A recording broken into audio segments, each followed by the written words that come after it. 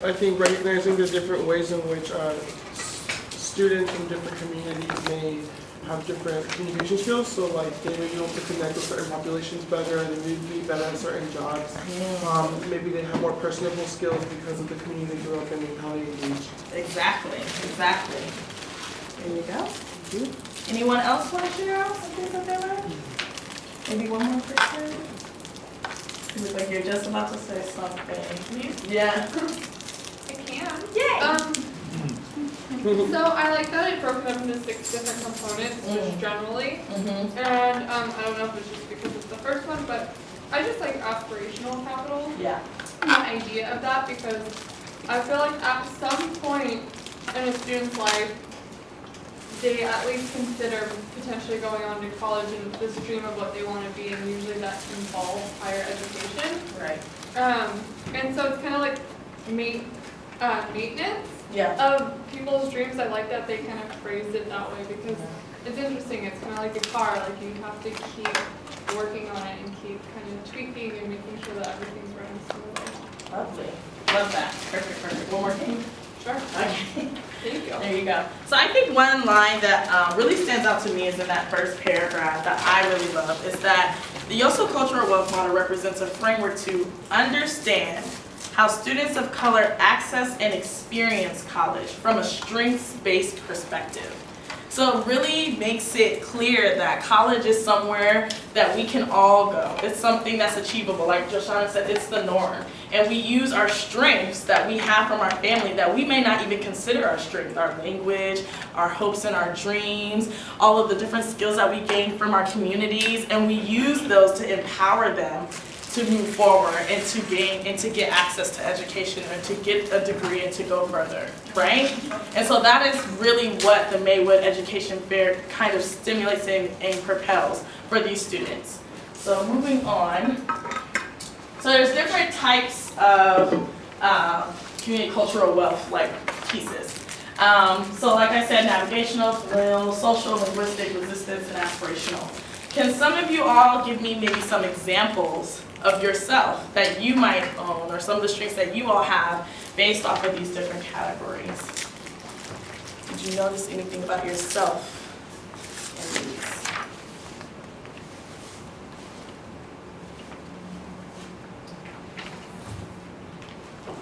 I'd go with familial capital, just because I was actually not a first-generation college student. My father received his bachelor's degree at Cal State Long Beach, and I also had an uncle who was kind of a mentor to me throughout the whole process of wanting to go to graduate school and applying to higher education. Awesome. Anyone else want to share? Yeah, go ahead. I think linguistic capital is really interesting, because for me, I speak Spanish and English, and it's so interesting to be able to read articles in English and then go and look at the Spanish ones, and then you're able to see like oh, okay, you can compare. So I think that's really cool. And one thing that's really powerful that I always am excited about is that you also have the power to change, to open up narrative for people that may not know English, that only know Spanish. And so now your strength is someone else's, their benefit from it becomes, now they're saying, oh, okay, I can read all of this whole thing can be translated into Spanish, and now I have this information, and I know this is one of my strengths too, right? How about you?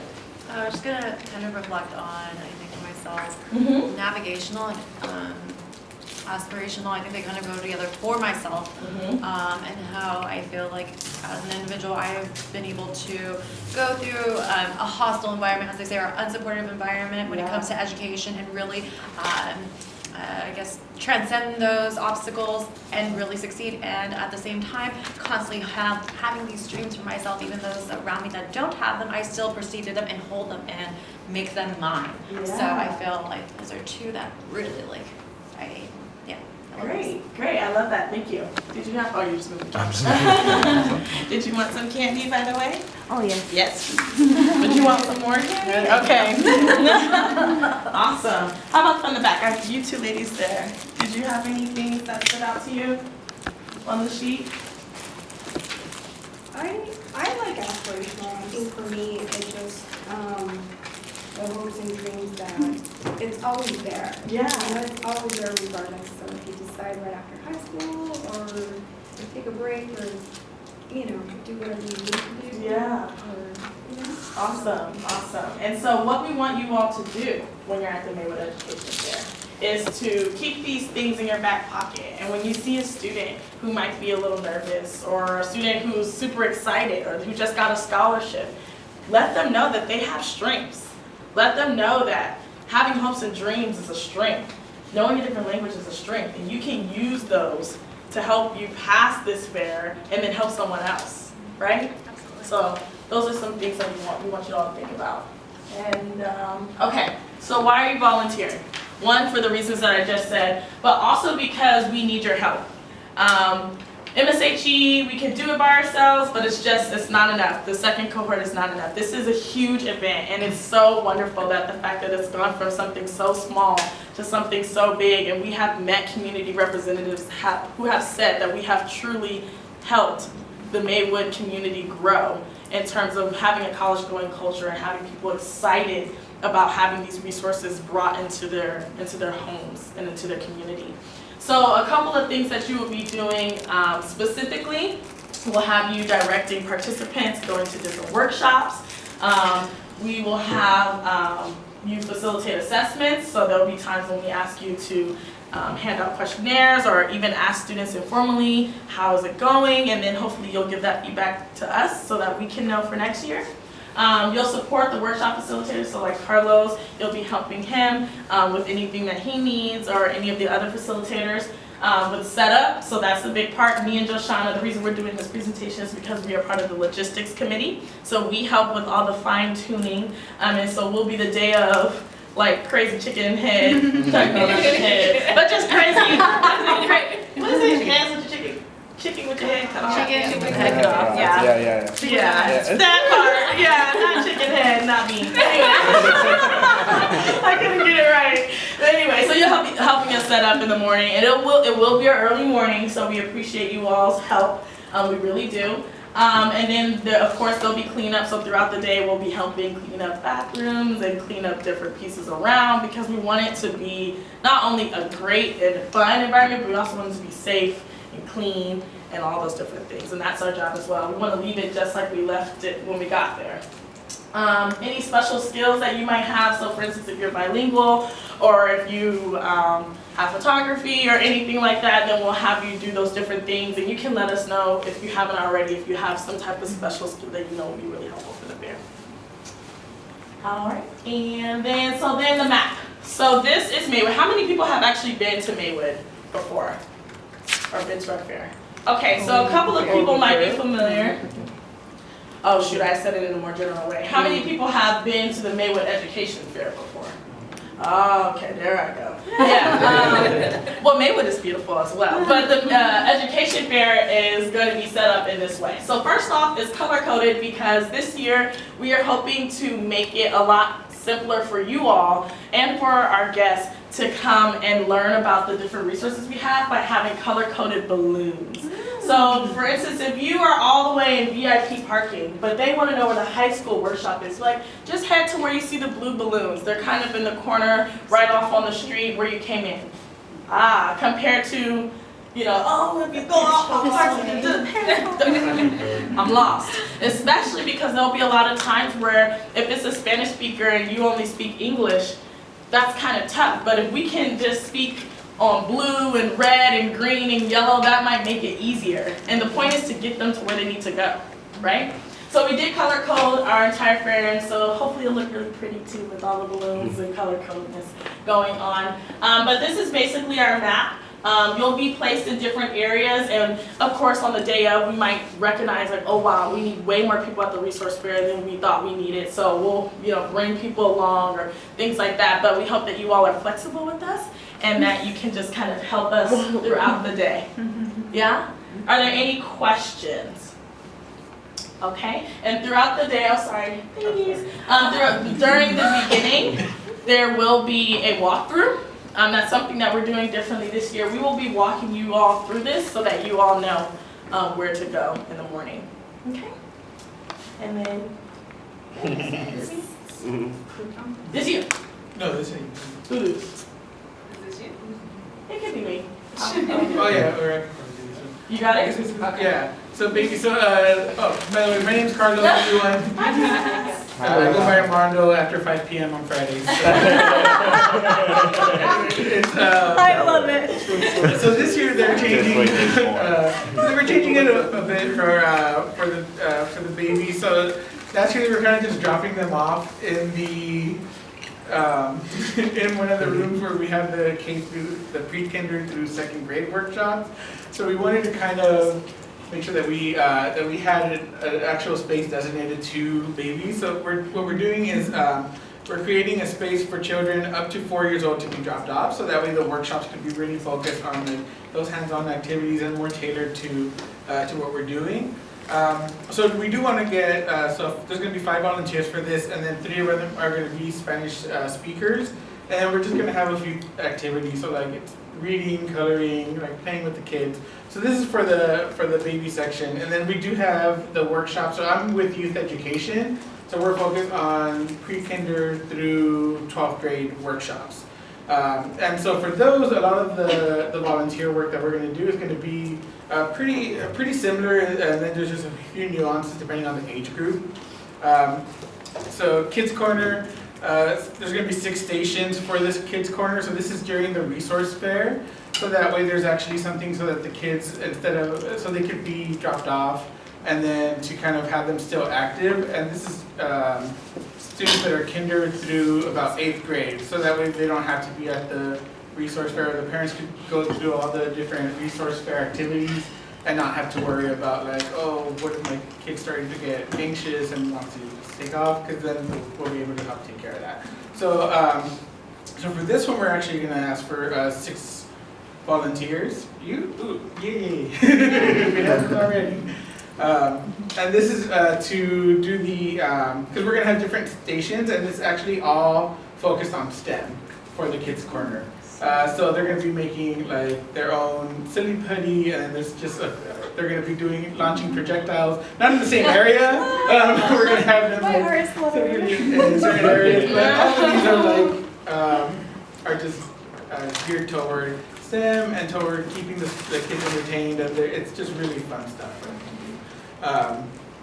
And then again, it just kind of has what we're going to be doing. So stations 2 and 5, the volunteers are just going to be talking about the kids, because it's more like drawing and coloring and more artistic. So it's like, oh, what are you drawing? What are you? And then it has like instructions on what they're going to be doing. So a lot of it is like seeing themselves in college and then drawing themselves, but talking to them and having those conversations. The other stations, the volunteers for those are going to be actually supervising, because it's like you have to mix items, and it has like instructions on, make sure that this goes first and then this goes, that way there's nothing that combusts. We don't have anything that's going to combust. We just want to make sure that, so that it comes out with consistency, and with, especially for the silly putty, so that the students can be like, oh, look what I created, and just helping out with those pieces. For K through 2nd, so the actual workshops, those are going to be in the morning, and that's from, so there's one workshop from 10:20 to 11:20, and then the other one's from 11:30 to 12:30. Yes, okay.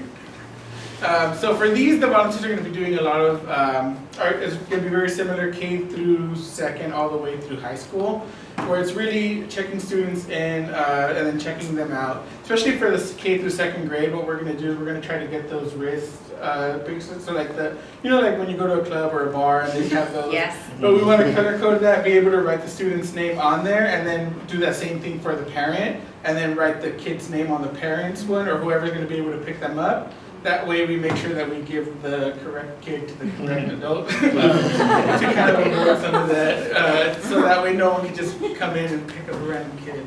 We want to avoid a lot of anything that can be liability for us. So this is one way that we want to do it for the K through 2nd graders. So they really have more of a check-in, check-out process. The older kids, not as much. They do have a check-in process for the older ones, but 2 volunteers. We can get 1 bilingual volunteer as well, because a lot of the parents are Spanish speaking. So we have someone that can speak English, Spanish. It would be ideal for the younger ones. And then these are the workshop ideas that we have. So the first one is let's go to college, just some breakdown. So students are like making a little college ID. They have the mascots, different mascots that we've found online that they get to color, and they kind of get to fill in a career worksheet. And then the second, whoops, it's a typo. This should say workshop B. Should be crafting your goals. So students are playing like career bingo, and then they'll be read all the places you will go. So we'll have like 4 different stations where they'll be read. That I guess my favorite book too. So it's my office is like filled with that. So and then 3rd through 5th grade workshop. So what they're going to be creating is a little time capsule for themselves for after middle school. So these are some examples of like how they had created it last year. But they're going to have like they're going to write a little letter to themselves, and then they're going to also be going into the here it is. Visioning the future and time capsule. So they're gonna write a letter to themselves of what they think middle school's like, what they want, and like a reminder for themselves. And then they put it in the time capsule, and then they're supposed to open it at the end of their middle school year. So that's one of them. And then so a lot of it is similar check-in, check-out, because they're still 3rd through 5th, so they're still a little bit younger. And then directing parents, translating as necessary for one, and then 2 volunteers to kind of to have individualized help. So the worksheets are already scaffolded and have questions so that they can write their letter themselves. But even then, just being able to kind of guide the students through that, because for more of the individual. And then middle school workshops. So for middle school, we don't really have too much of a check-in, check-out process because they'll know it's like, hey, I don't know you, I'm not going to go with you. If someone's trying to grab them, so it'll be easier for that. And so these are more, just kind of facilitating the small group discussion. So we're trying not to make the workshops too lecture-y or too much of like a feel that the students are in class. So then it's just facilitating those small group discussions, walking around. And then there's 2 different ones that we have. So it's like, who am I? So it's just kind of helping this, or for this one. And then the second one's hopes and dreams for the middle school. And then high school, same thing as middle school, just to kind of facilitate small group discussions. So this one is, the first workshop is choosing a post-secondary institution. And then the second workshop is going to be financing college. And then here's some of the things that we're going to need. It's similar, just pass out materials, name tags, assist in the discussions, and it's the same thing for both of them. And then adult learners, I'll go ahead and pass that over to Hello everyone. Hello. Hi, my name is Stephanie. We're some of the dog today. For us, for adult learners, I'll go over just the workshop and how that's going to flow, but most of the help for our volunteers will come for assessment purposes. We're going to be recording with tape recorders and some of our phones certain qualitative questions, and so we do need Spanish speakers to help us with that, because you're going to be reading off 2 questions per learning outcome for each workshop. So that's pretty much what you'll do. You'll interact with them at the end on their way out, or historically sometimes adults have left this workshop early, and so we want to definitely catch them before they leave so that we can get as much data in. But for us, we've partnered a lot this year, so we're going to focus on life skills. So how can adults start to envision themselves planning around how to access, whether that be a GED program, a citizenship class, community college, or whatever educational goal they have. So our first workshop will be the Smart Money Habits workshop, which will be presented by Wells Fargo. It's going to be a budget workshop, so they have all of the material that they're going to be bringing out. It should be in Spanish, as well as having like I said, a budget sheet for them. So that's kind of more or less the flow of that. We wanted to incorporate a little bit of credit, so there might be a little dialogue conversation about that at the end, but we're not too focused on that since a lot of our community in Maywood is undocumented. We didn't want to put too much emphasis on that. We just wanted to do more emphasis on budgeting. Workshop 2 and 3, we're partnering with one of our cohort mates. His name is Rogelio. He works at the Curie Center, so he's going to be helping us do that. And so Karina and I are the Adult Learners Committee, Karina Augustus and me, Stephanie. we will be helping facilitate a conversation about how to plan a resume, how to begin a resume, specifically around the cultural wealth model, right? So a brief example that I can give, like me maybe working as an assistant at my dad's auto shop, I gained customer service stuff, or like maybe I took care of my mom, like, well, how can I transfer that into a resume, things like that. And then for interviewing skills, again, highlighting those assets and giving them the opportunity to maybe do a run through of that. So no longer Hub Cities, we're just gonna do it ourselves in-house, but Hub Cities will be there for the resource fair. Karina and I worked a lot on getting adult learner organizations out at that resource fair. Any questions about the assessment portion? That's really where we need our volunteers, and again, it would be Spanish speakers. We can get that. So last year, I remember that there wasn't a lot of attendance for these kind of workshops. So how has this cohort prepared better for that? So what we've done is we had our own flyer made. So when we go, we were distributing that. We worked with parent centers that they have in the community, and we distributed our flyer there. We did a big emphasis in our classroom to let everybody know that whenever they're outreaching, so all of our outreach team would know, same like Joshana did, who can come to the workshops, anyone can come to the workshop, right? And definitely highlighting these workshops that are there. There's not only this, there's also parent guardian workshops, which helps on the side of how to help your student through the college application process, but this is more on how to help the parent, right? So there was a lot of intentionality in the way that we were outreaching this year. And then right off the bat, when we met with family members or people in the community, we let them know where can we go to pull these folks from. So we were targeting that. But good question. It was mentioned in the report, and so we definitely wanted to keep a lookout for that. Anything else? Think we have a resource for that? Yeah. Okay, and I'm here to discuss resource fair. Yeah. You have to click it. Oh, yeah, thank you. Somebody was. So I was looking, I was like, oh, adult learner. So this is kind of what I discussed. And then resource fair. So the resource fair this year, not just focusing on colleges, community colleges, but we wanted to broaden it up to community resources, and we did a good job at getting people to come out for the resource fair. There's another slide that's going to list all the community orgs. Campus orgs as well, because we wanted to highlight the fact that a community or a college isn't just admissions and records or outreach, right? There's different organizations that you can find on campus to help you stay attended and engaged on campus.